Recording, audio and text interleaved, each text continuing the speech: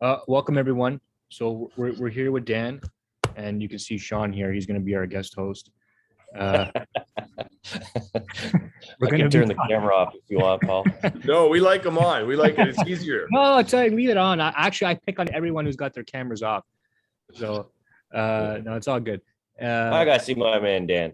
We're gonna be talking about the hot topic in Canada at least, and that's interest rates. So we've experienced some increases in the last several months, and I think a big question on everyone's mind is, where are interest rates going? What's happening? Why is this happening? And that's what's important. And being investors, we're more action takers than we are researchers. I'm sure we do enough due diligence to make sure we're not doing something stupid, but we rely on experts like Dan to kind of clear the path and clear the fog, right? Because, and remember this is a sales thing.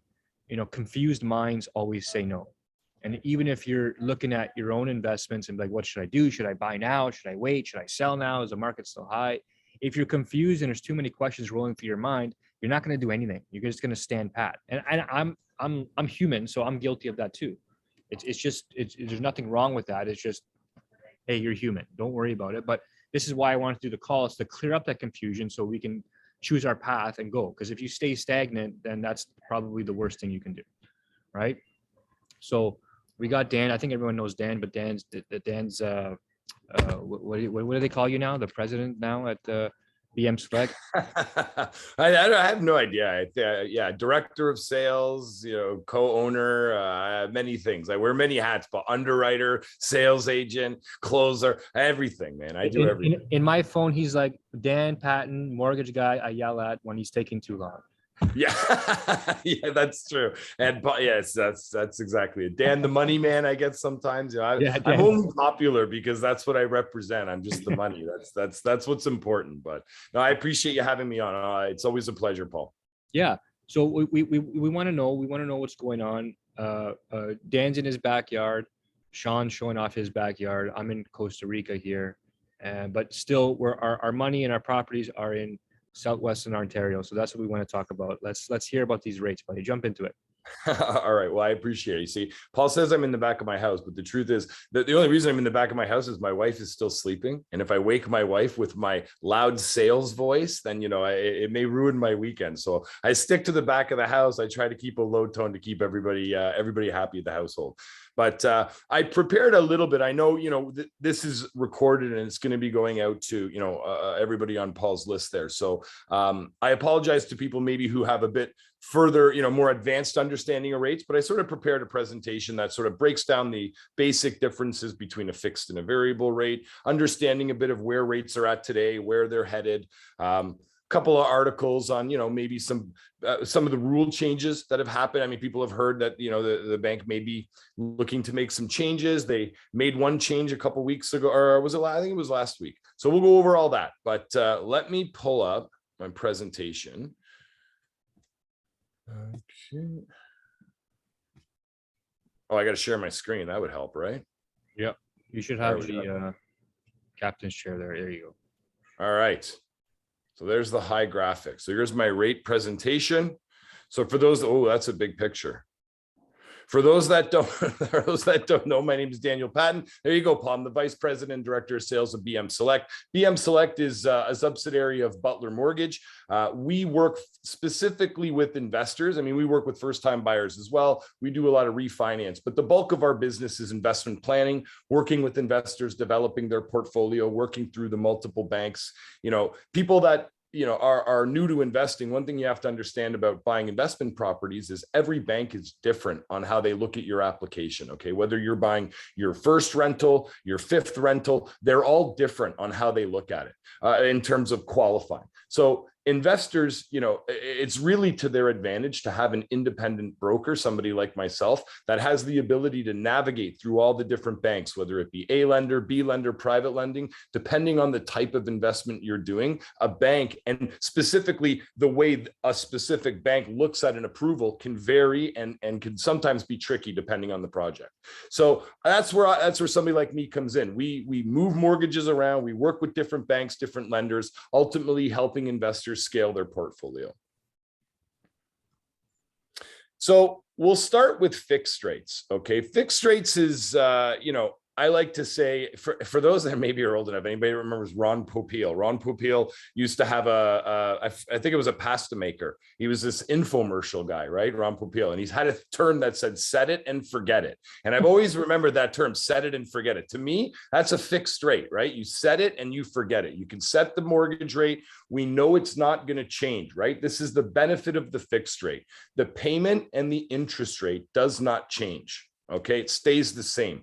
More comforting for like first-time buyers, not necessarily people that have bought multiple properties, but we mostly see first-time home buyers buying fixed rates because they like that peace of mind. I mean, that's ultimately what you're paying for.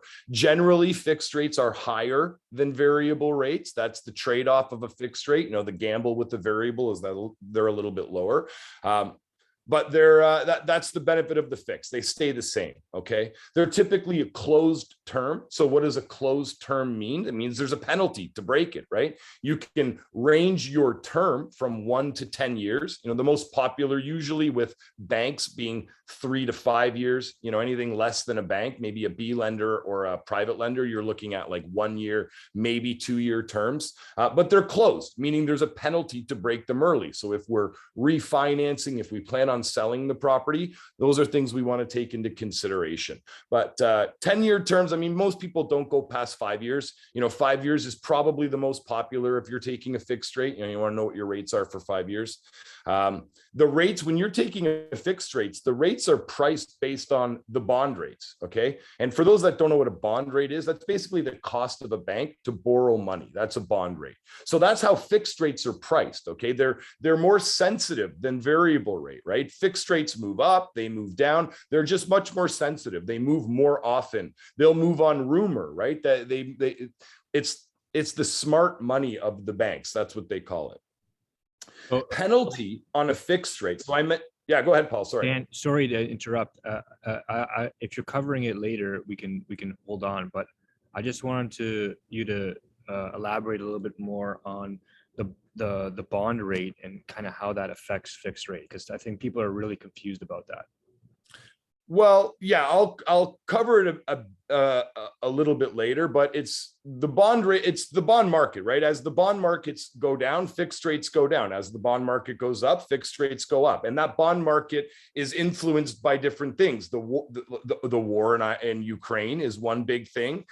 Some of the, importing, exporting, like the recession, like there's so many things that contribute to that. But that's an easy way to look at the bond market in the cost of the bank's bonds is simply that fixed rates will follow. But the penalty is what I focus most on when you're talking about fixed rates, okay? One thing you have to remember is the fixed rate, when you sign a contract on a fixed rate, the penalty is either interest rate differential or 3 months interest. Now they say either, and the way they define either is whichever is greater. So whichever is greater of the two. Well, the one thing we don't know about interest rate differential is it's based on rates at the time we want to break the mortgage. Okay. 3 months interest, we know what it is. You can look at your amortization schedule, get a look at how much you're paying in interest and times that by 3, and you could be pretty close on your penalty. But interest rate differential is a penalty we don't know because it's based on your rate at the time you sign the contract. The bond rates are the posted rates, and then the posted rates at the time you want to break the mortgage. Okay. And we'll delve into that a little bit later because that's a key point when you're looking at fixed rates. Here's a look at today's rates, okay? Just so everybody has a quick visual. People used to say to me, Dan, what's the best fixed rate? What's the best variable rate? And I used to be able to give them an answer. I would say, this is the best fixed rate, okay? It's very different now. I've been doing mortgages for almost 20 years. Paul, you've experienced this changeover as well, I'm sure, right? It used to just be 1, 2, maybe 2 rates. Now it depends, right? The intention of the home, right? The down payment amount that you're doing. These are all things that can influence an interest rate, especially as an investor when you're trying to shop the mortgage around to different banks, and banks have different qualification rules. You don't always have the luxury of looking for the absolute lowest rate. Investors, you got to sort of accept that. Now, maybe when you're a first-time buyer and you have the ability to go anywhere, you can do a bit more rate shopping. But investors, again, it's all about the qualifying. But have a look. I mean, insured rates, for those that don't know what an insured mortgage is, that's less than 20% down. When you're buying a property with less than 20% down, the money the bank is lending you has to have mortgage insurance on it. Believe it or not, that's cheaper money than when you're buying with 20% down. So you actually get better rates when you're buying with less than 20% down. Okay. Owner occupied conventional. Well, a conventional mortgage is when you're doing 20% down. Okay. Now, some people would say, well, Dan, does it make more sense to do 5 or 10% down if I'm getting a better rate? The answer is no, because when you do less than 20% down, you have to pay a mortgage insurance premium. Okay. And that gets added to the mortgage. And it can be up like $15,000, $20,000. So it doesn't make sense to do less down payment. You're always better to do 20% down, but the rate is, believe it or not, especially if you want to take things like a 30-year amortization, rate's going to be a little bit higher. Okay. Now, secondary homes, people will say to me, Dan, what's a secondary home? Secondary home can be many things. It could be a house that you're buying that a family member lives in. You know, family member renting a house, believe it or not, doesn't qualify as a rental to the bank. That's a secondary home. A cottage would be a secondary home. Okay. You're buying up north, you have a place in the city, you know, maybe you live out in the suburbs and you need a place in the city. These are all secondary homes. Okay. The interest rate is very comparable to owner occupied, where you're going to see the biggest jump potentially with the A lenders is on rentals. Most banks will charge a premium on rental properties. Not all banks, right? I think RBC is the one that doesn't. They're tough to get qualified, but most other banks are going to charge usually a quarter point, 15 basis to a quarter point increase on the rate when you're buying an investment property. I always tell people, listen, this is the truth about banks. You have to remember one thing, especially if you're getting into real estate investing. The banks aren't out there aggressively competing for your investment business. Okay, that's not how a bank works. They're not out there trying to lend people hundreds of thousands of dollars when you're buying rental properties. They're not. The bank is a business. Well, before I go into this whole spiel of banks, is there anybody that works for banks in this meeting? I should probably ask that. I'm just kidding. Okay. Well, the bank, right? The bank is a business, right? And it's not, I'm not criticizing them, to be honest. The bank is there to get you when you're young, right? They want to give you bank accounts, credit cards, debit cards, mortgages as part of, you know, an army of products that they're trying to facilitate. But what's the investor looking for, right? If you're buying a rental property, what are you looking for? Just a cheap rate. That's all. You're just looking for mortgage money, hundreds of thousands of dollars at the lowest rate. So banks recognize there's not a lot of value. I mean, there's some value for sure. And that's why they have these sort of programs that you have to fit, again, inside to qualify. But that's why they charge extra on rental properties. It's a riskier business. The bonds are a little bit higher. It's a little bit of a higher rate.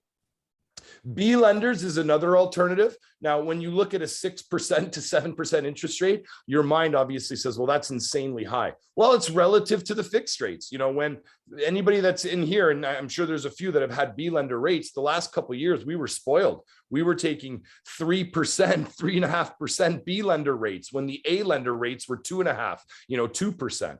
So the B lender rates have stayed relative to the A lender rates. And again, B lender is when we don't qualify with the A lenders, right? The A lenders are looking for three basic things: 20% down when you're buying investment properties, good credit, and debt service, right? Which is income versus debt. Provable income. That's what a bank wants to see. They want to see your taxed income. So for those that are self-employed, you may fall in a B lender, because self-employed people, they usually show a lot of income coming in, but then they have a lot of write-offs and their income ends up being low at the end of the year. So B lenders are good fits for them. Maybe if the credit's a bit stressed, that's where we would go to B lenders, and they're priced relatively, in line with where A lending is, which is about 1 to 1.5% higher. I just want to make a quick point, Dan, that nobody wants to pay more interest rate, including me. But sometimes I have no choice. I just went through one. We're not going to go through a story, but it's never easy, right? But think about this as a bird's eye view. If you have a good deal on the table, and for whatever reason you're taking a fixed at 5.29 or 5.39, and something happens, and instead of taking 5.29, you have to take 6.19. If that 0.9 or 1% difference destroys your deal, it probably wasn't that great of a deal to begin with, right? So let's put things into perspective here. Not me personally, but everybody likes to crap on the realtors. They're like, hey, I do the deal. And rightly so, they're salespeople. Everyone's wearing their salesman hat. But the reason why people subscribe to us and want us to help them is because we're trying to be your advisors. I'd much rather be your advisor than just some realtor for you, and we're trying to put this stuff into perspective. Okay, so if you have to eat an extra % for 2 years just to get a good deal for yourself and maybe make $100 or $200 less per month in cash flow, but profit for 25 more years, that's where our focus is. And if you're going to go negative 500 by going 1% more, then it was probably a shitty deal to start with, right? So we got to reframe ourselves. Anyway, keep going. No, I agree 100%. This is information, right? That's what we want. When we're investors, we want information, right? We're making, strategic decisions, based on numbers, and interest rates are an important part. They're not the driving force of every deal, to Paul's point, but they're a big part because it helps us obviously understand what our payments are going to be. And that's a big part of buying an investment property.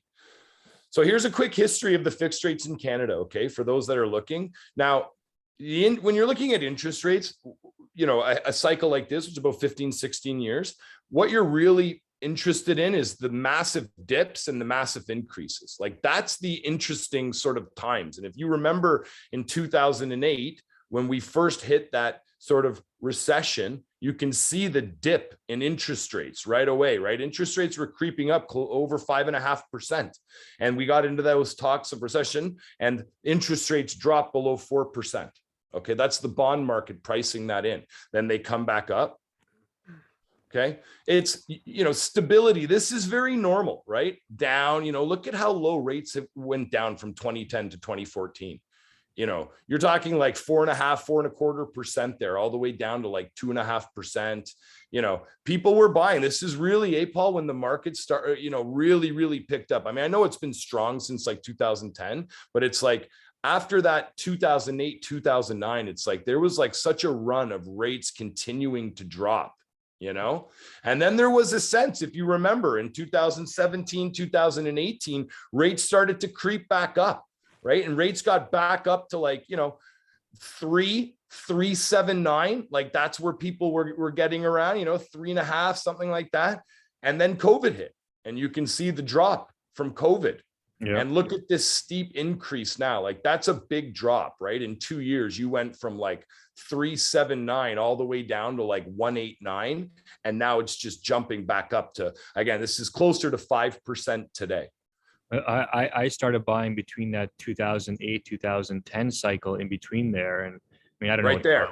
Yeah, I didn't know what I was doing. But then I remember in 2013, there was a bit of an interest hike, and there was, the word on the street was lock in your rates. And I actually locked in 2 of them, and man, did I end up eating my shoe. Oh, now you don't ruin my spoiler, Paul. I have the spoiler alert on, okay? So we're going to come back to that, okay? The people that locked in, because that's actually, Paul's bang on. That's a super, super important point, which is the potential, listen, hindsight's always 2020, right? I mean, it's easy to see in hindsight, maybe decisions we should have made. But Paul's point is you can sometimes get stuck with the big penalty. I think that's where he's going. And I'll explain when that can happen. But just interesting to see. There's the dip, right? When there was fear of a recession, they drop rates again. That's the way it works, right? 2019, COVID hit, they print money, they get everybody out buying, and now they need to rein it in. And that's why rates have been going up.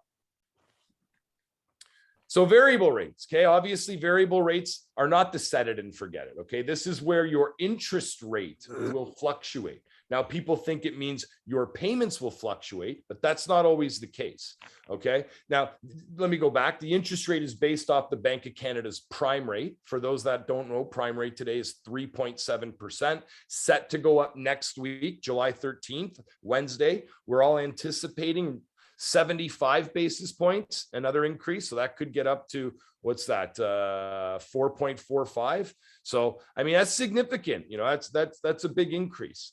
Prime rate prior to COVID was sitting at 3.95%. So we're actually not even back to where we were pre-COVID, but we're going to exceed that. And the anticipation is it will continue to go up.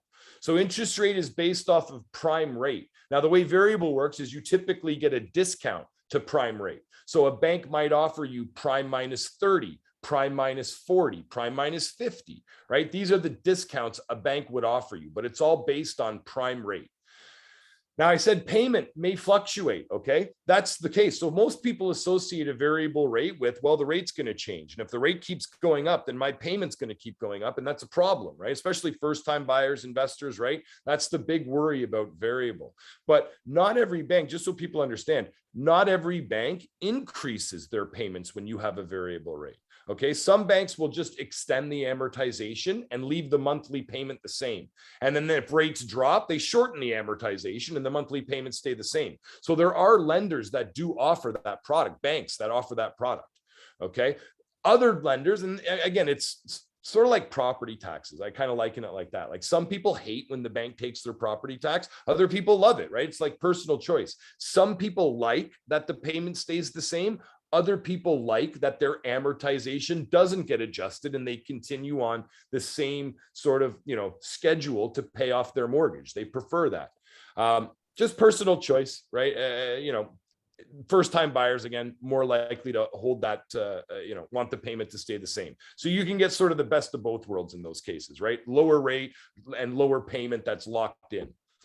Can be an open or a closed term. Okay. A lot of people think variable rate's an open term. Well, it's not. If you want a discount on variable, it's a closed variable. Okay. Now the penalty is friendly, right? It's a 3-month interest penalty. That's it. But that's a closed variable. If you take an open variable, well, your rate's not going to be that great. Okay. An open variable is going to be like prime +1, prime +1.5. Yeah, you can avoid the penalty, but when you start doing the numbers and the monthly payment difference at a higher rate, you realize you'd be paying over like 3-4 months, you'd be paying more money on the monthly payment at a higher open mortgage just to have no penalty. You're better to just take the discounted closed variable. And then if you ever want to break it, just assume it's 3 months interest, because that's typically what it is.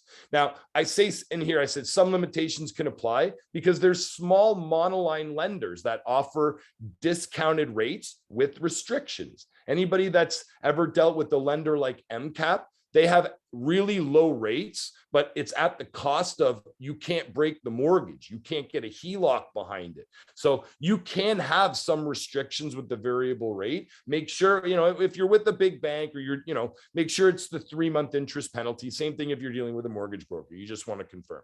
So again, today's rate 3.7 expected to increase on July 13th. Okay? Well, before you leave Yeah. this one, I just want to make a recorded prediction here. Like, I think going long term or even medium term, that amortizations stretch, and it's no secret that in other places in the world, especially in Europe, where prices of properties have been expensive for forever, for as long as people can remember, it's not uncommon for people to have 50, 75, and 100-year amortizations.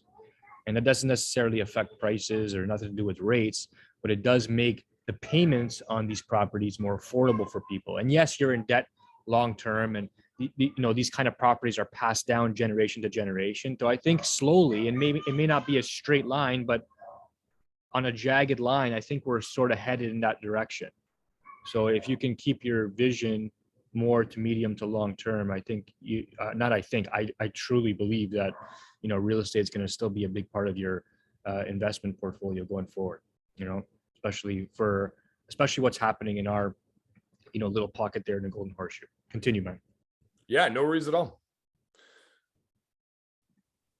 Okay, here's today's variable rates. Works the same thing, right? As owner occupied or as fixed rates, right? The intention of the property matters. That's going to dictate interest rates. So you can see you're typically today getting prime minus on an owner occupied, prime minus 55 to prime minus 40. It just depends on lender. There may be somebody might have seen a lower rate online. It's very possible. I'm just giving a range here of roughly what the rates are going to be. Secondary home, rental properties. Now, not every B lender offers variable rates. Some do. prime plus 1.5. So people would go, oh, well, that's way lower rate than the 6 to 7%. Yeah, but look at the spread. The spread's way different here. When you're talking fixed rate, that spread between A lender and B lender is about 1 to 1.25. But here, you're talking, 2.5% there, sorry, 1.5% to 2%. That's a bigger spread, and variable rates set to go up. So, B lender, you could make the argument it's time to go fixed. Here's a history of the discounted variable. So very similar chart. I mean, look at that massive drop, right? Look at that. That's prime rate dropping at such a massive rate. Prime rate and the discount dropping at such a massive rate. That was back after the crash in 2008, 2009. And then, I mean, look, values, it's so minimal here because 2017, I don't know if you remember, but there was like a little mini, hey, Paul, a little mini scare that was it. That's the bubbles popped and it went insane. It went insane since then. So there's just a little chart on the variable. Now, here's an example. Okay, so let's use this in a real world example because I'm talking numbers. Let's just imagine Marco and Jasmine. We always like to pick employees. So anybody that knows Marco from my office or maybe worked with Jasmine, we like to use employee names at our office. But let's imagine Marco and Jasmine have purchased their first rental property together. They're looking to decide if they want to take a fixed rate or a variable. Now I'm going to test the audience here. Okay, and feel free to put in the chat box at the end what your answer is. But let's compare fixed versus variable. Okay, this is an $800,000 purchase we're looking at. We're assuming we're doing 20% down, which is $160K. That's why the loan amount is $640,000. Okay, that's the money we're borrowing from the bank. On a 30-year amortization, which for the most part is what we're going to take, right? We want to keep the payments under control, especially in investment property. We like 30-year amortizations. And we're going to compare 5-year terms because that's the most, popular. Okay. So if we get, let's say prime minus 30, prime today again is 3.7%. Paul or Sean, Sean, since you're the co-host, you got a calculator there with you? I do. Well, all right, good, perfect. Hey, the phone will work perfect. So let's just do a quick comparison. Look, here's your monthly payment on that 640 grand on a variable rate today. You're at about 28.29 a month. Okay, 5.59%. At a fixed rate today on a rental property, you're at about 36.44.29 a month. So that's a monthly payment difference of about $814.46. So Sean, do me a favor and multiply this 814.46 by 60, because that's 5 years, 60 months. And what's that number? There you go. So there's your difference of payments between variable and fixed rate. Now for the smarty pants in the room, you're absolutely right. I already said rates are probably going up. So you're going, yeah, but Dan, rates are going up. Well, guess what? I got an example if rates went up. Okay. So Sean, help me out on example 2. But if rates go up a full 1%, which look, it's very possible they go up higher than that, right? I mean, it's possible by the end of the year. But remember, over the course of 5 years, it's possible they come back down as well. So I'm just using an example of, let's assume they're probably going up 75 basis points. They're probably going to go up before the end of the year again. And then over time, in the next couple of years, they'll start to come back down again. I'm sort of giving away my prediction here, but I'll get back to that later on. But let's just compare a full 1%. I mean, look, you're still, if variable rate goes up 1 full percent, you're still at like $3,200 a month. 36.54.29 on the fixed rate of 5.59, same rates. Sean, I already know you're a step ahead of me. What's the 60 months on this one? Sorry. Whoa. Just give me the math again there, Dan. 454.45 times 60. Yeah, 27,267. Okay, so over 5 years, that's still $27,000, right? And I'm assuming, by the way, this is the example where the payment does change, right? Because remember, if you close this deal, let's say it goes up next month, and I think they meet again in September. If you close before September, well, then your payment will be locked in potentially at this payment, regardless of what happens to prime rate. So anybody that buys after, again, these metrics, now the metrics might work before the increase after that. Okay. So here's the most important things. When people come to me and say, Dan, I'm looking at going fixed or variable. What do you think I should do? Well, the payment, right? That's a big thing. I mean, that's something I consider. I need to know what the payment difference is going to be, which we just went over. What I like about variable, that you can change from a variable to a fixed rate.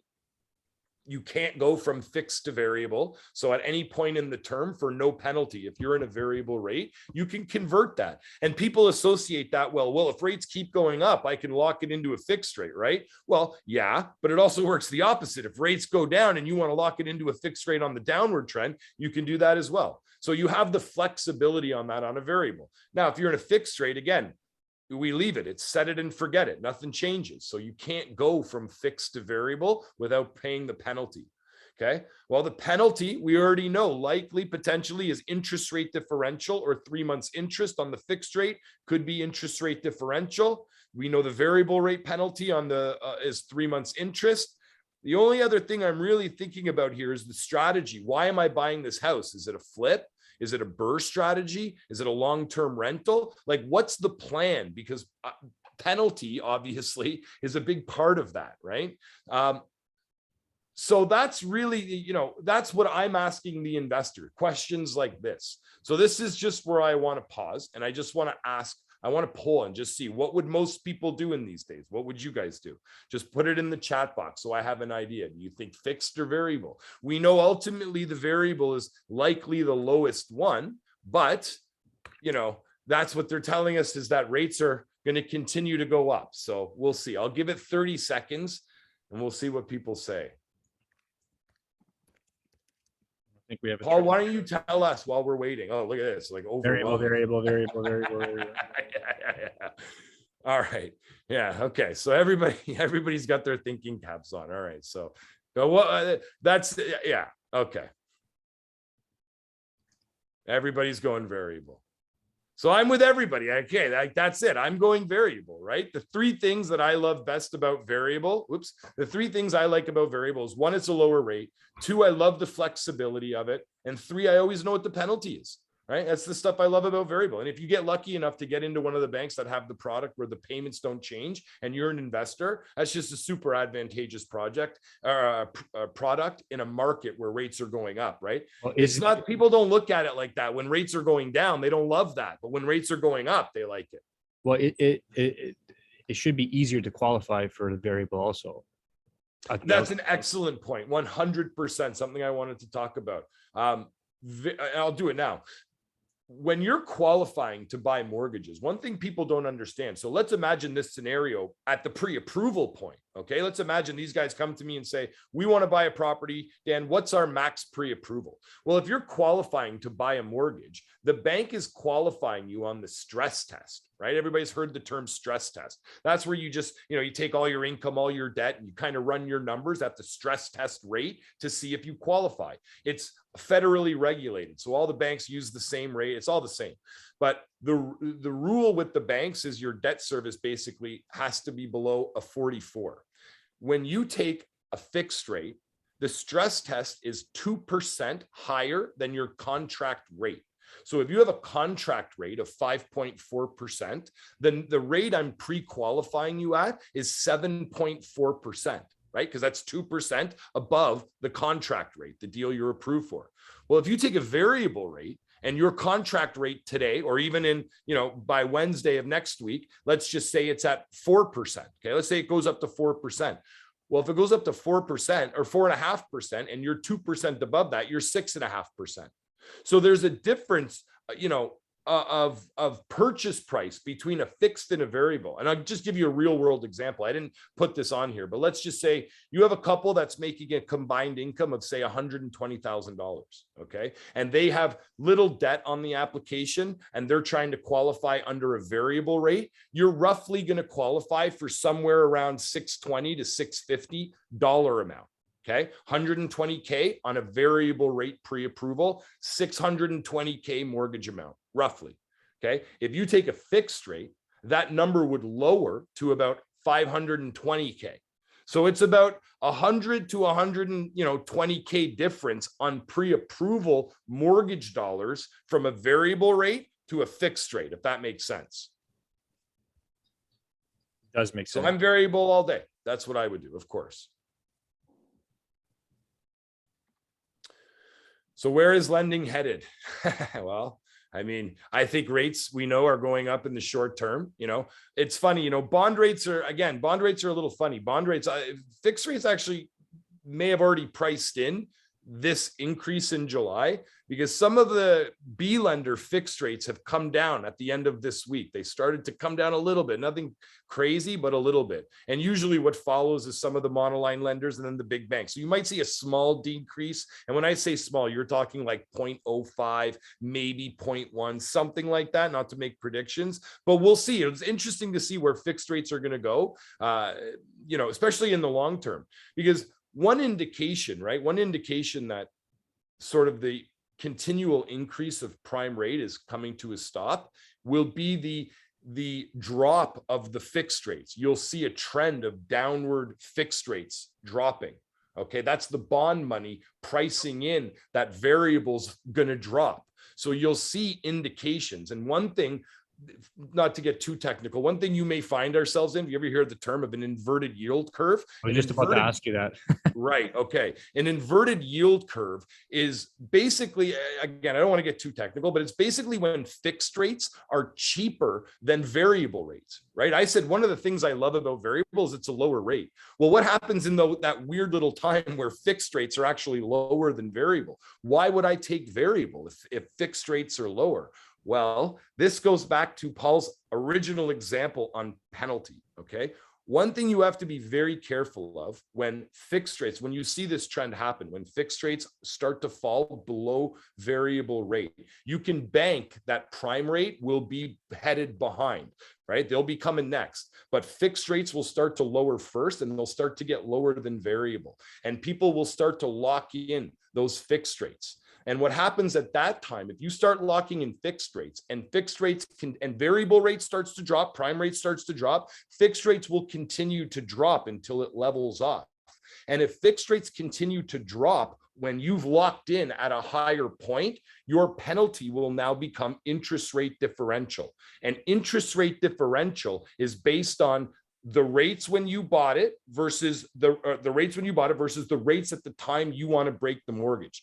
So, for example, if you locked in your mortgage at, let's just say 4%, and the rates 6 months later are down to 3.29, you may, people say, oh, Dan, I want to break my mortgage. I want to take advantage. Rates went down. I want to take a penalty. I want to pay the penalty and take a lower rate. Well, if your fixed rate's higher, the bank's going to look at that and go, well, wait a second. We have you locked in for another 3 years at 4%. You want to break that mortgage. And now we have to lend out that money at a lower rate today at 3.2%. So we're going to figure out how much money we're going to lose from having to lend that money out at a lower rate now over the course of 3 years, whatever's left on your term. That's interest rate differential. That penalty is designed so that you don't make money. You're not going to take advantage of the bank. The bank is going to make sure they're charging you the more than what it's going to cost them to re-lend that money out. So you're going to see high penalties. That's where you start to see $20,000, $30,000 penalties. It's because people are breaking mortgages when rates are lower than the fixed rate they already have. So you just have to be careful about that. That's the inverted yield curve. You'll start to see fixed rates go down. Fixed rates will probably be lower than variable. I think it's only happened twice in the history of our country. One in 2017, when they started to say, well, this is good, we're going to hit a recession, the bubble's bursting, which it didn't, but that was one. And, I think it way back in like the 90s, I can't remember, but signal for things to come, maybe sometime next year, towards Q3, Q4 of next year. Lending, look, lending's becoming tighter. Everything's gravy, right? When the market's going up, money everywhere, right? But when there's uncertainty in the market, the banks are going to tighten up. Remember, banks aren't out there trying to just give people money to buy investment properties, right? I say this all the time. You ever go into a bank and see advertising for investors, right? You ever see commercials for banks? Bring your rentals. It doesn't happen. So just expect it to be harder to qualify. Okay. That doesn't mean it's not worth it. I mean, look, this is real estate, right? It's paperwork. It's not hard. You got to talk to your mortgage professionals. You got to talk to your coaches like Paul. You got to make sure your ducks are in line, but it's documentation. Like that's what the banks want. They want to verify down payment. They want to verify income. If your numbers don't quite work for them, there's B lenders. Real estate these days, becomes more about overall affordability. Real estate changes, right? When Paul and I got into this business, I've been doing this for 20 years. Real estate was cash flow, right? What's the cash flow of the property? Well, it's tough. If you're buying single family, even duplexes in, Southern Ontario, it's hard to cash flow. So investing becomes more about overall cash flow, right? My overall monthly spending. Can I lower some of my other payments? Can I get rid of car payments? Can I lower so that I can take on some other debt? So I can take on increasing interest rates. We spend a lot of time rearranging people's personal finances, Paul, and lower their monthly payments potentially by, $500, $1,000, sometimes $2,000 by reconsolidating some of their debt, stretching back out mortgages. Like it's a strategy. You got to move things around sometimes to get your numbers working. But if you at the end of the day can be personally positive cash flow by $1,000, well, now when you're looking at your cash flow numbers on this potential rental property, and maybe it's only looking like $200 a month cash flow, well, that doesn't mean it's not a great investment. You've now restructured your finances. You're able to afford it. You're still plus $800. If you saved $1,000, now you're getting $200 cash flow. You're plus $1,200 a month. Like, who cares if rates go up and now you lose $200? You're still plus $1,000. So it becomes about overall, cash flow and investing. I think the fundamentals have shifted a little bit, and there's that old school mindset of like, all debt is bad, and I think everybody on this call understands good debt versus bad debt. I mean, if you don't, good debt is debt that someone else is paying for you, aka your mortgage on your investment property, the rental payments, aka your tenants are giving you rent, and your rent is covering the mortgage payments. It's not your debt. If you have $500,000 in debt, that gets converted back to equity through no payment of your own, right? That's good debt. But if you have multiple properties, it's about managing that debt and shuffling the dominoes around and the puzzle pieces to allow you to acquire more debt. Because if you can acquire more debt, it's more good debt. You know what I mean? And cash flow will set you free. But it may not happen tomorrow or next year. It happens over a period of time. When you're in a stage of growth, I went through a stage of growth for like 9, 10, 11 years where I'm just acquiring. I didn't sell a property for like 9 years, right? And then I started to do some developments and stuff like that. And my real estate portfolio turned into a business where it has lots of cash flow for later, but my portfolio is generating now money, right? Money goes in, money comes out with profit. So while you're in that accumulation stage, it's all about acquiring more debt. More debt's great. So you have to shuffle the pieces around, and cash flow is important, but you got to think what's more important. Is it cash flow today or cash flow tomorrow? If we can make your property cover itself and maintain itself and leave you a few $100 in the account, that's good, right? Because the cash flow will come tomorrow as long as you maintain. So just a shift in mindset for people if you're still have that cash flow tunnel vision, as I like to call it. Yeah. Anyway. And the reason for that too, listen, I'm not trying to harp on that, because remember, the trade-off of not having amazing cash flow these days, like you would have had maybe in the early 2000s, is the equity pop you get these days that you didn't get in the early 2000s. So when you're buying 800, I mean, listen, the market's changing right now, but if you bought real estate in the past 5 years and you looked at that equity appreciation that you've made on that property, the numbers would dwarf any cash flow property. Even if you're cash flowing $1,000 a month, it doesn't matter. The equity appreciation is where the real money was made over the last like 5-10 years. Yeah. Well, anytime in real estate, really. If you're just this much more sophisticated than everybody else, you could have had the cash flow and the appreciation. It's not have your cake and eat it. It's have your cake and then smush your face in all the icing. I want all of it. I don't want one or the other. Loan to value, you can start to see, maybe not with the A lenders. Loan to value, for those that don't understand, is the loan to the value of the home. When you're buying investment properties, the max loan to value the bank will do is 80%, meaning you have to do 20% down. Now, A lenders will do, look, 80% of the appraised value. You have to remember that. They're not doing 80% of the purchase price. They're doing 80% of the appraised value. You know, appraisals is something we want to be cautious of these days, right? It's, again, easier for appraisals are looking at comparables, right? That's for the most part what the appraiser is looking for, comparables. Well, when the market's going up, there's like comparables everywhere, right? Everything's selling. When the market's slow, there may be less comparables. So just make sure if you're presenting like firm offers or you're working with people, you know, your real estate agent, your coach like Paul, that you understand, you know, the risks associated with firm offers, that you understand the comparables, that you're trusting the people you work with. Because look, that's one area that you have to be cautious of in times like this is the appraisals.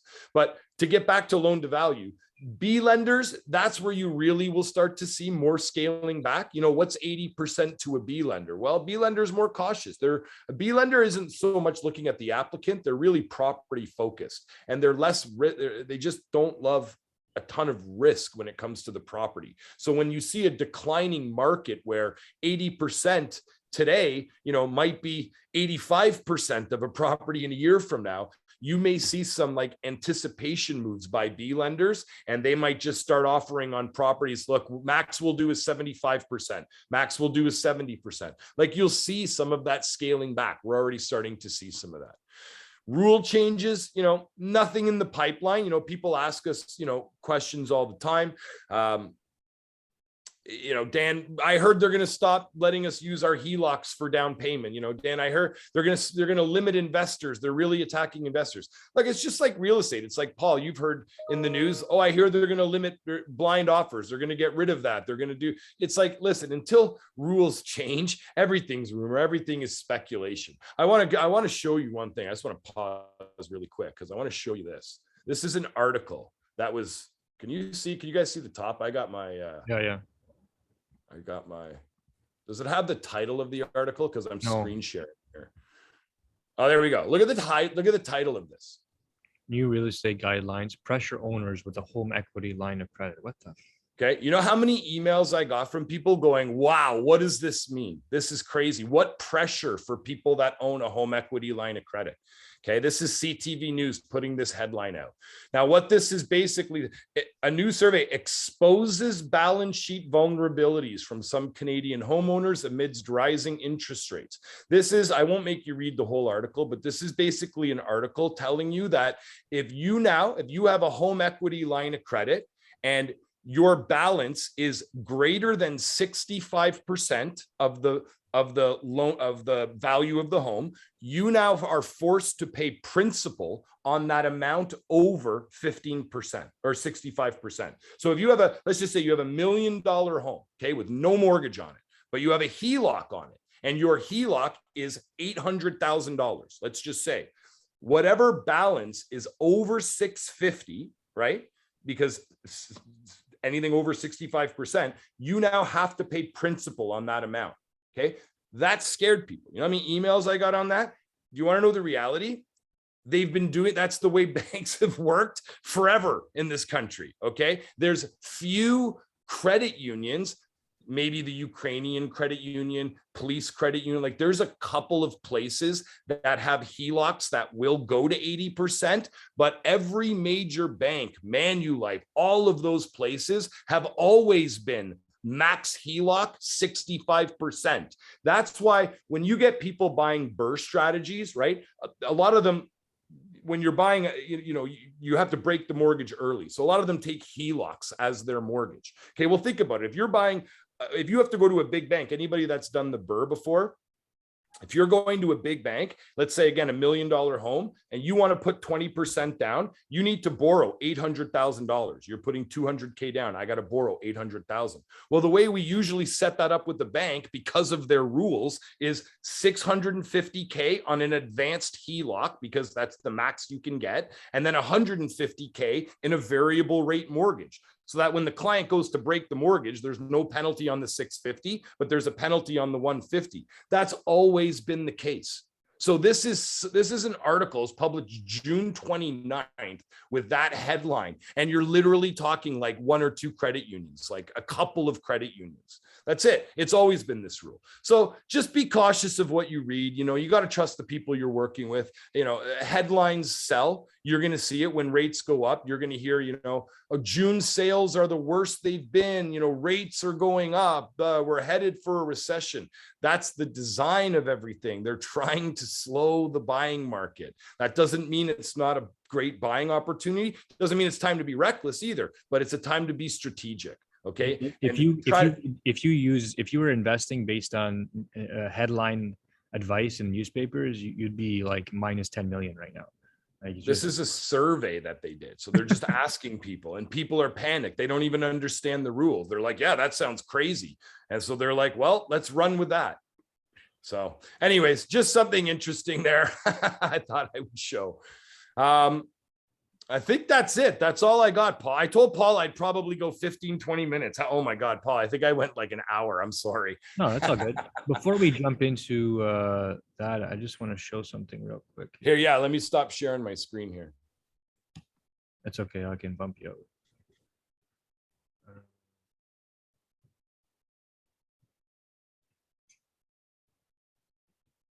This is the inverted yield curve, you know, we were talking about. Like this happened in 90, 91 there, you know, followed by kind of recession.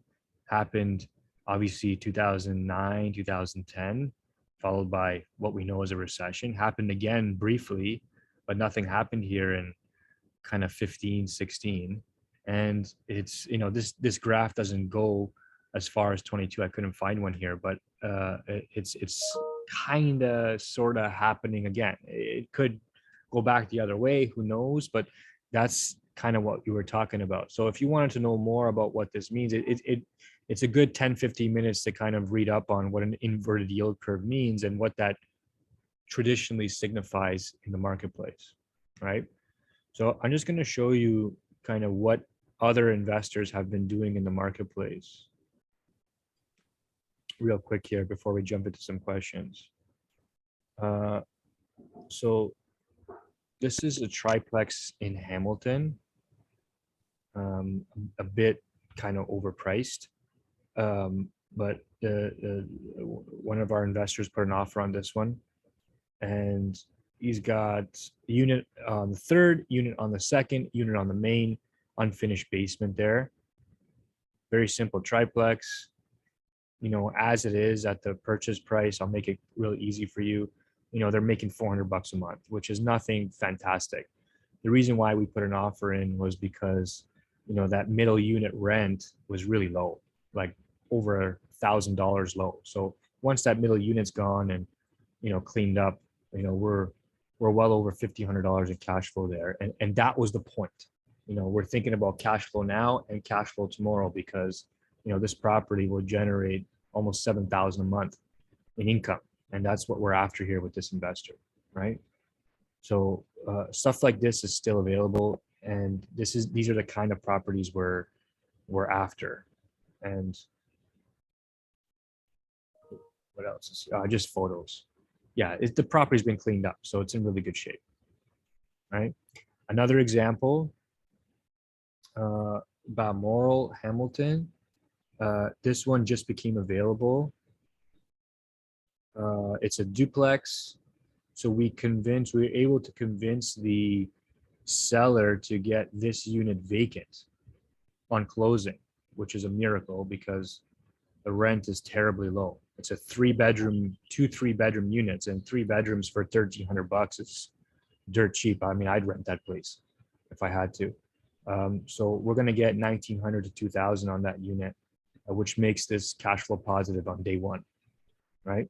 Currently 0, but with this vacant, it's going to be a nice little property. And once this upper main floor unit becomes vacant, it'll be a very, very nice cash flowing property in a really good area of Hamilton.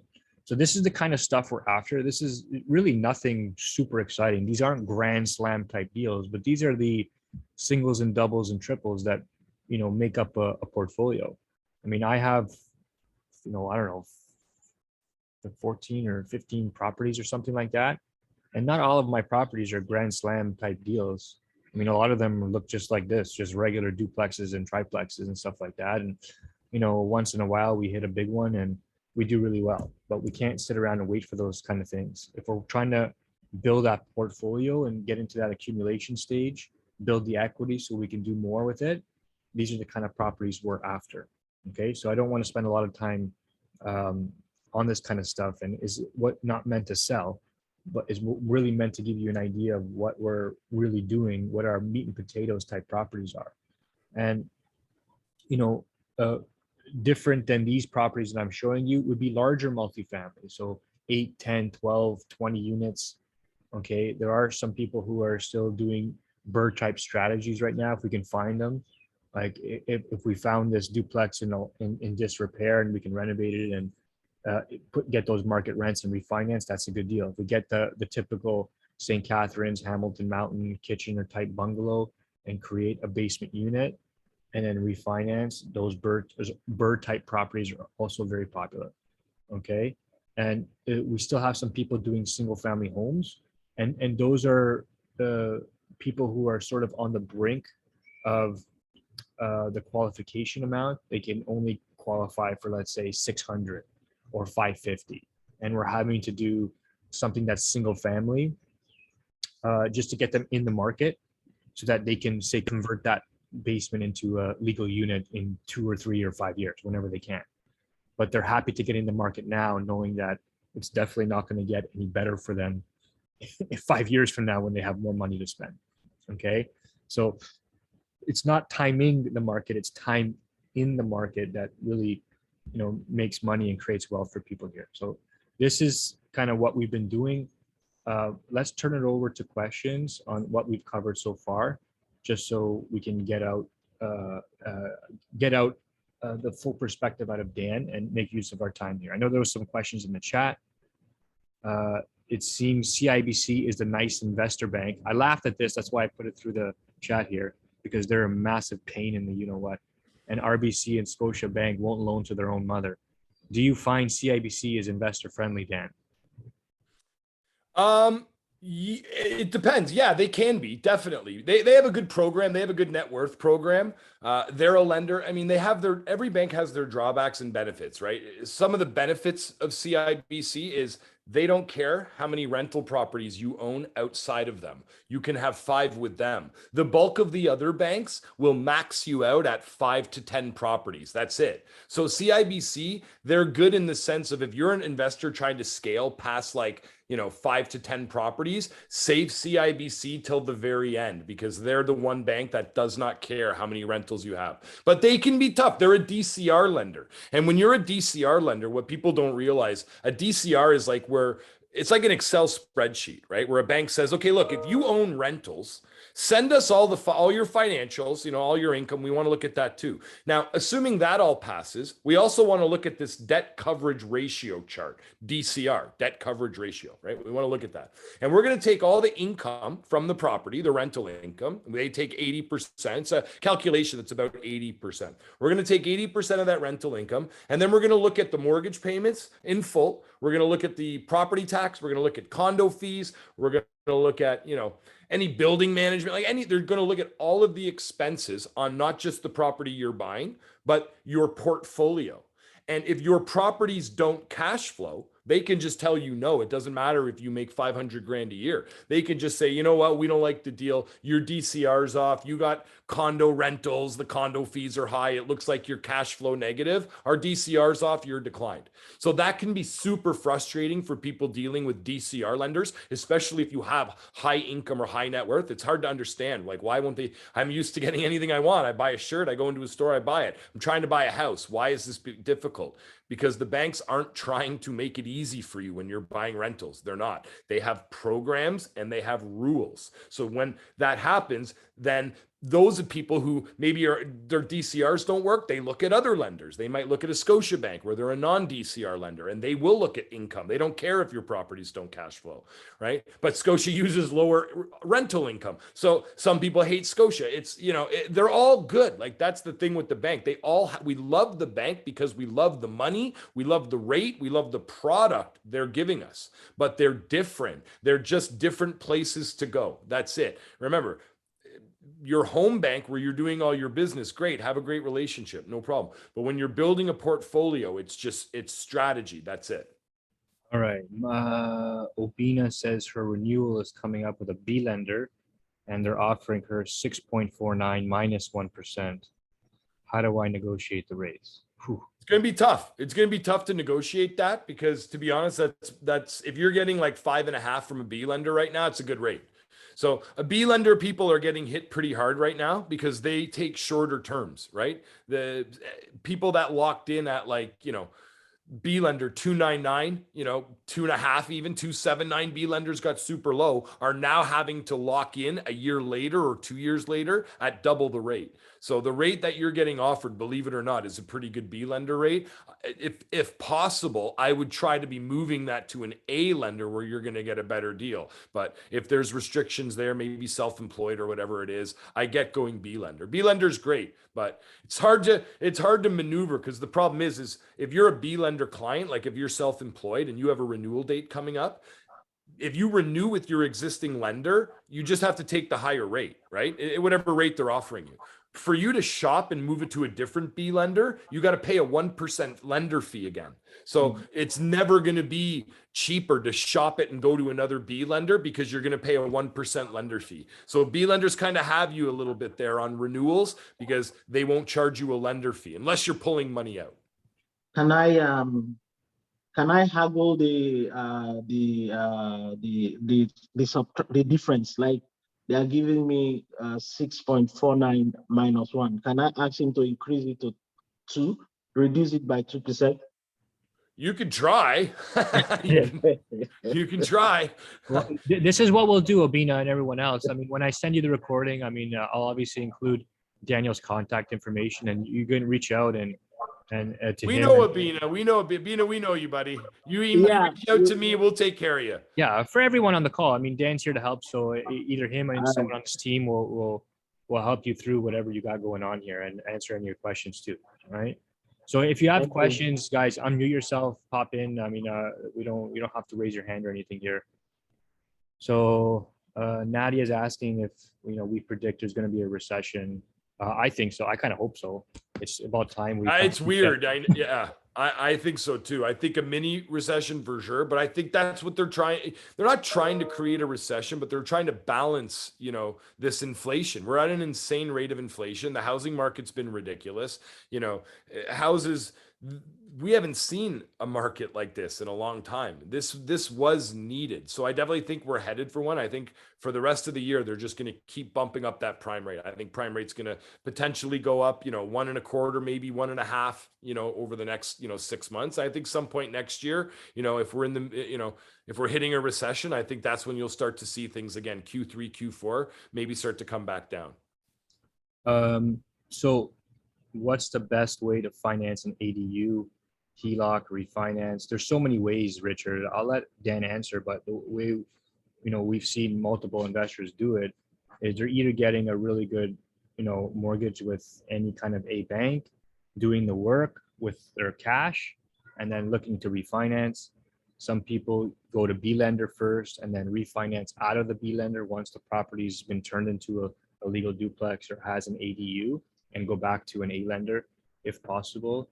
Some people are using their line of credit to do the whole thing and then bring the property over into an A lender. There's multiple ways, but I'll let Dan answer. What's an ADU? Yeah, accessory dwelling unit. So okay, so like a BRRRR. Basement unit conversion. Yeah, gotcha. Okay, conversion. Yeah. I mean, look, again, timeline matters. For the most part, if you're an A lender, you want a penalty-friendly mortgage. That's what most people want.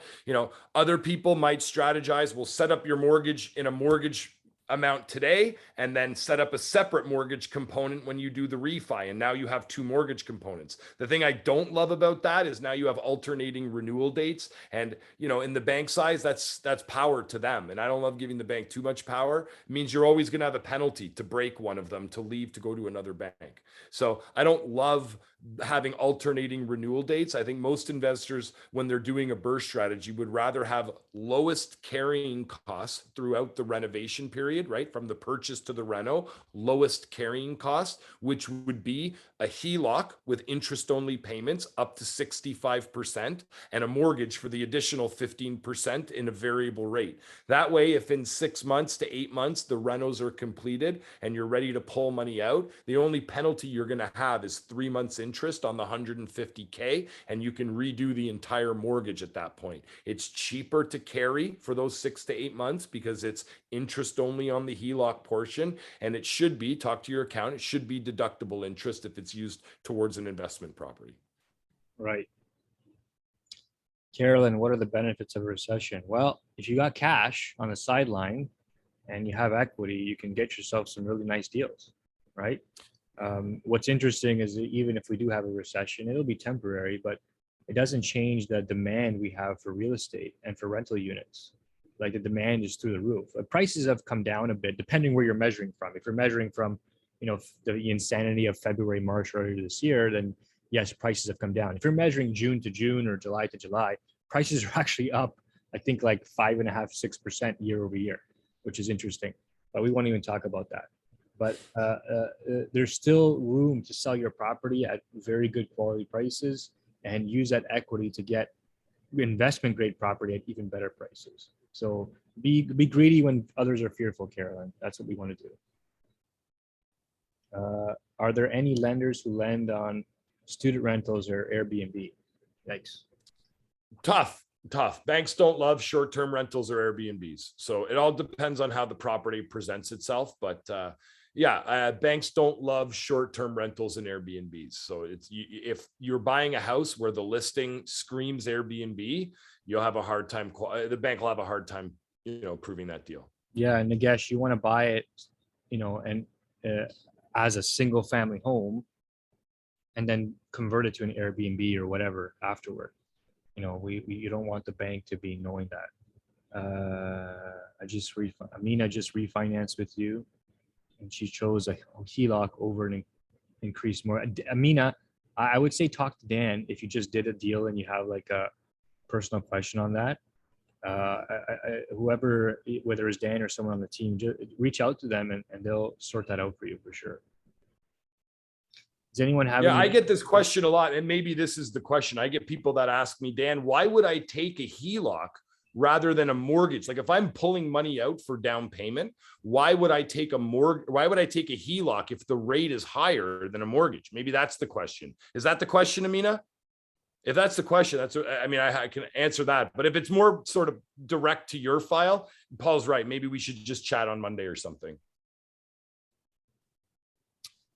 Let's see here. No other questions coming through. So if anyone has a question, put it through or unmute yourself, or we'll call it for the day. It was a really good call. I'm glad we had that. I have a question, Paul. Daniel, based on my situation, I'm going to get a 1-year extension. Do you think rates would have come down by next year, this time next year, or what do you think will happen in the market with the recession? We know that there's definitely going to be a recession. Yeah, it's tough prediction, honestly. Like that's a hard one. Where do I think from today? Like if I had a B client asking me whether or not they should take a 1 or a 2-year term, that's a tough one. I'd probably still go 1 year because I still like the flexibility, in a year from now. But I think they'll probably be around the same. That's if I had to guess. I don't know if that sounds like the safe way out, but that's what I would do. I would guess they're probably going to be pretty similar to where they're at now. I don't think they'll be significantly higher, and I don't think they'll be significantly lower. Thanks. No problem. That's kind of like a politician's answer there, right? I'll elaborate though, just to answer that question that maybe Amina was asking, because I see Paul's not here, but I get that question a lot, right? When you borrow money off of a home equity line of credit, the rate is prime plus a half. So the rate is today, if you're 3.7 is prime, your prime plus a half, that's 4.2%. So why would I borrow money at 4.2% on a Heloc when I can borrow it at a variable rate today of like 3.3%? Why would I do that? Well, remember, the reason why we borrow money, especially if we're using it for down payment or we're using it for reno costs, the reason we like it on the line of credit is because it's an interest only payment that should be fully deductible. So it's a cheaper monthly cost to carry deductible debt. That's the main focus of taking it as a Heloc, despite the rate being higher. It's a cheaper monthly payment. When you combine that in a mortgage, despite the rate being lower, you're now paying off interest and principal. So for example, if you take $100,000 on a line of credit, your monthly repayment on that would be somewhere around $400 today, right? 100K balance, interest only. If you take that same amount in a mortgage, it's going to be about $500. So for every $100,000 you have in mortgage dollars, roughly it's about an extra $100 a month in monthly payments. So that's why we prefer, or we might suggest, that you look at a Heloc rather than a mortgage, especially if you're borrowing that money for down payment on another rental. It's the cheapest carrying cost. Yeah, that was the reason I was thinking, but I'm just, my mortgage matures December 23. Yep. And I was wondering if I can, like, that's why I have variable rate, which is great, but will it be, like, if you do refinance, would it be appraisal the same, or prices might go down and I might get less money? That's my question. Or maybe should I pull out now money? Nah, I wouldn't. I mean, you know, it's funny. It's a good question because right now, you know, the discount is shrinking on variable right now. So what's, if you don't mind sharing, what's your discount on your variable rate right now? It's prime minus what? It was probably 0.8, something like that. Okay, That's there why you I didn't want to go with mortgage because it's plus, and then instead of positive cash flow, I will have negative. Right. And I'm thinking to borrow for shorter period of time. That's why. But the only worry is it's refinancing next year. I might get less money out of. I mean, if you've got an appraisal now, the market's going to be lower. So a year from now, you know, Paula, you're probably better to, you know, guess this, but I can't imagine the market being much lower again than it is today a year from now. I just can't imagine it goes down for another year. We could see some fluctuation here and there, but if fluctuation, if you're here in that starter home category, I mean, I think you're fine for sure. Okay, yeah. Thank you. Yeah. No worries. And you have, by the way, prime minus 80, I would be keeping that all the way until next year because you can't get prime minus 80 right now. The best they're doing is like prime minus 30, prime minus 40. Now that might change. The banks may open up in a year from now. If prime rate's high, one of the things they might do is start to offer a greater discount. So in a year from now, even though variable's higher, they might be back to offering prime minus 60, prime minus 70. So it's just right now, keep your prime minus 80. It's a really good rate. That's what I was thinking. And maybe if I borrow for shorter period, it's, as you said, the only thing scared me right now, you said they will not allow to use this more than 65%. And that's the thing. Yeah, well, you can do 80 as long as there's a mortgage on the property. So you can borrow 80, but it has to be a combination of Heloc and mortgage. Okay, thank you. No problem.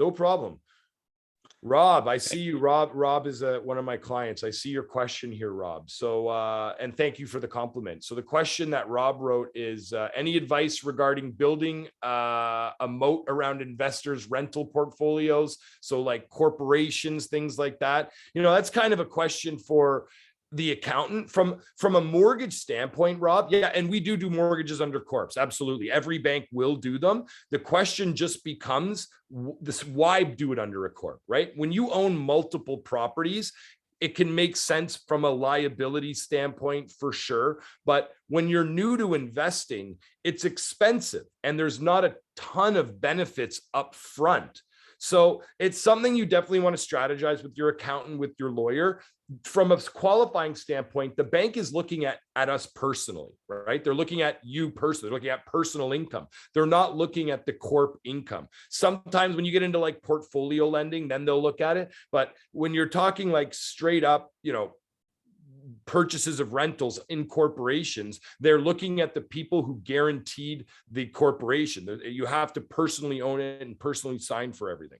So it doesn't matter from a mortgage standpoint, but here's the benefit. Here's what people say to me when they're trying to buy under a corp and I ask them why. They come with some answers that some are true, some aren't true. So one, yes, it can shield you from some liability for sure. Insurance, personal injury liability, that sort of thing. We're not talking like mortgage liability. If the people don't make the payment and the mortgage goes belly up, you're still personally responsible. But from an injury, a personal injury and liability standpoint, having a corporation can make a lot of sense. If you're buying with joint venture partners and there's multiple people, sure, it can make sense. If you're buying commercial, it can make sense, multifamily, all those things can make sense. Where, you have to make sure it does make sense is A, the cost. It's expensive to have corporate accounting every year, right? So you have to make sure you're saving that money somewhere. If you own 1 or 2 rentals, it's very hard to save that money. And if you want a high policy on insurance, just get a high insurance policy. When you're new to investing, a corporation, it's expensive. That's all. People will say, well, what about for family trust? If I want to buy a property and then I want to trust it to my kids down the road, or sorry, so I build a corporation with myself and my kids. Well, a lawyer, an accountant, some might suggest doing a trust agreement. So different strategies. The mortgage side of it, bottom line is it all comes down to you personally.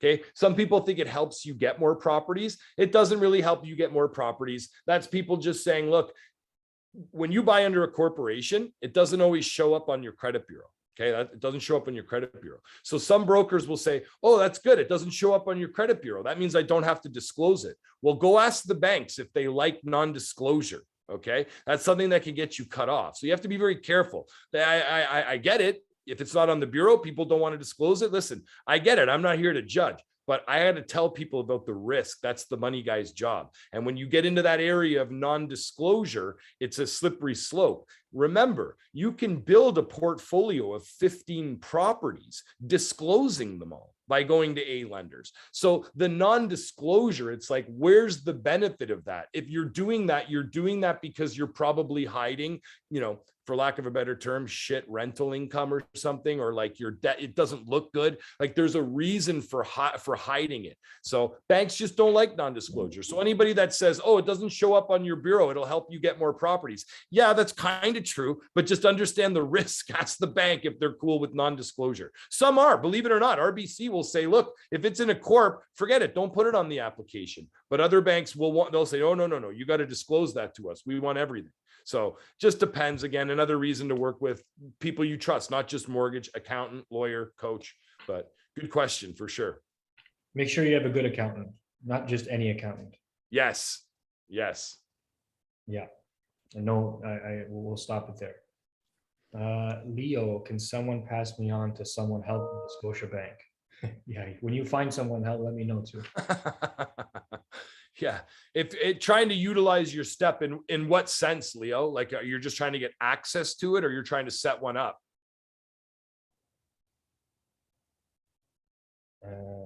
Need access? So you just go into a branch. It should be pretty easy. If let's say you started with a step of like a mortgage amount of 400K and no HELOC, and now you've paid down that mortgage principal and there's like 25K available or whatever it is, 100K, whatever it is, you should just be able to go into the branch to unlock that, go up to a teller and talk to them or book a call with the financial advisor there.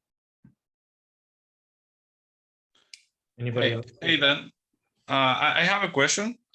So it's about the 65% rule on Heloc. So in my case, I have a house appraised at 800K, a mortgage for 520, and a Heloc for 120. Does that mean that I cannot tap the full amount of my Heloc, or No, you can max it out because you have a mortgage component over 15%. So okay? your HELOC can't exceed 65% of the value of the home. The way it was set up originally, Oh, it okay. couldn't have. So you're good. That's what I mean. You just can't convert the mortgage into a HELOC. You can't have it I all see. as a HELOC. That's why it's split up like that. That's my point. It's always been like that. So that whole article was like news for Yeah. like a couple of small places that had 80% HELOCs. All right, sounds. Thank you then. Yeah, no worries, Byron. Hey guys, I have a question. This is Nagesh here. Hey, Nagesh. Hey Dan, how's it going? Good, buddy. So I have a question for you, Dan. So I have a property that we got a B lender last March, Yeah. and then it's going to come up it's a 1-year fixed, which is coming Yeah. up to next year March. And I'm right now renovating on that property, and I'm seriously thinking of doing an Airbnb on that. Yep. So come next March, when the refinance comes, do you know any lenders that are Airbnb friendly when I want to refinance, or should I just go with the long-term rental way? You would go long-term rental way. How are they going to know it's an Airbnb? Well, if it's marketed online, because banks will do that, they'll Google the address. And if they see it marketed as an Airbnb, they can just decline it. They don't like short-term rentals. Do the refinance before you start marketing it. Paul should be a mortgage broker. That's exactly what I was going to say. I should be a before we mortgage start broker. advertising, we would try to get that refi done. It's all about intention. So I would ask you, Nagesh, what's your intention with this property? And if you said to me, Dan, it's going to be a short-term rental, I'd say, well, we're going to have a problem as a short-term rental. What about making it a long-term rental? And if you go, yeah, okay, that's my plan. It's going to be a long-term rental. I go, great. Now we close that deal. After closing, you can do whatever you want with your house. It's your house. But if you position it as an Airbnb to the banks, or if they see it, they can just decline you for that reason. But I mean, you own homes where, you know what I mean? It's like, you bought a house as a rental. There's nothing stopping you from moving into that house. If you've bought an owner occupied, there's nothing wrong with you renting it out after. You can change your mind, but it's about intention on closing. And you don't want to mislead, right? I mean, I have to be careful what I'm saying. You don't want to intentionally lie to them, but you get what I'm saying. Absolutely. Thank you, Dan. No worries, buddy.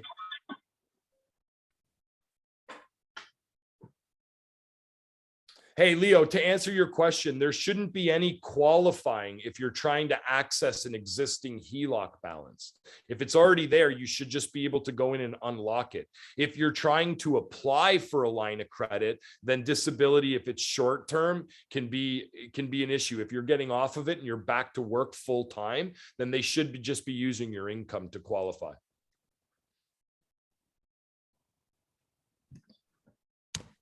And Daniela, on renewal, banks don't usually re-qualify you at all. They send you a renewal form. You can pick the term and you can renew your mortgage. And what some people do, one thing they don't tell people is when they go, oh, well, the rate's going to be way higher on renewal. Well, you can also stretch back out your amortization on renewal to help keep the payments in control, right? People go, oh, your payment's going to jump $300. Well, drop your am a couple years. You know what I mean? Offset that. So, and that can be done with no qualification. Usually you can reset the amortization to whatever the original amortization was on the term you took. So if you took a 25-year amortization 5 years ago, you should be able to push that back to a 25-year amortization on renewal if you wanted help with the payments, if you were worried that payments had gone up that much.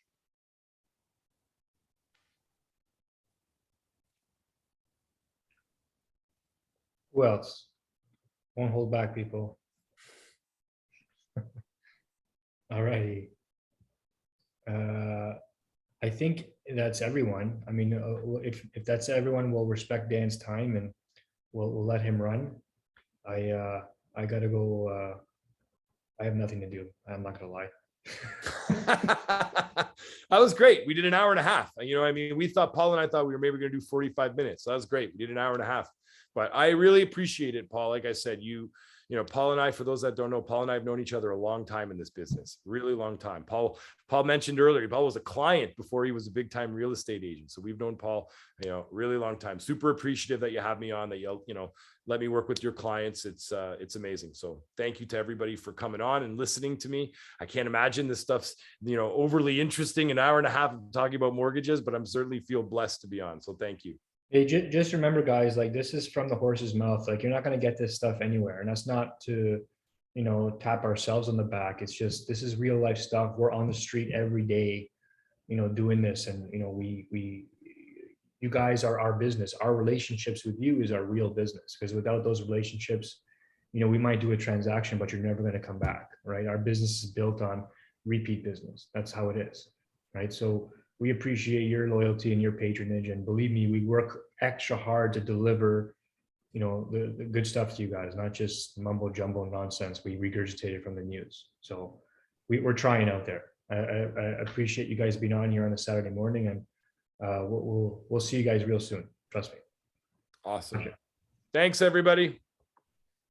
Bye-bye.